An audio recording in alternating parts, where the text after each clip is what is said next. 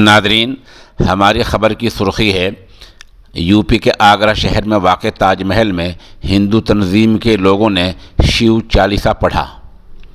یہ آج ہی کے پیر کے دن کا واقعہ ہے۔ خبر تفصیل سے سن لیں۔ تاج محل میں ایک بار پھر مذہبی سرگرمیوں کا معاملہ سامنے آیا ہے۔ پیر کے دن ہندو مذہبی تنظیم کے کارکنوں نے تاج محل کمپلیکس میں بھگوا پرچم لہرایا۔ ان کارکنوں نے کیمپس میں شیو چالیسا پڑھا۔ تاج محل کمپلیکس میں ایک بینچ کے نزدیک بھگوا جھنڈا لہرانے والے ایک نوجوان کی پہچان ہندو جاگرن منچ کے ضلع صدر گورو ٹھاکر کے طور پر ہوئی ہے۔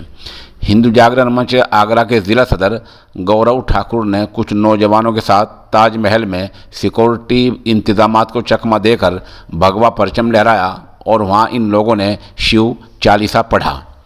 اس سے پہلے بھی وجے دشمی پر تاج محل میں بھگوا پرچم لہرایا گیا تھا۔ بتا دیں کہ قانونی طور پر تاج محل میں کوئی بھی مذہبی سرگرمی منع ہے، البتہ اس کے احاطے میں واقع مسجد میں نماز جمعے کی اجازت ہے۔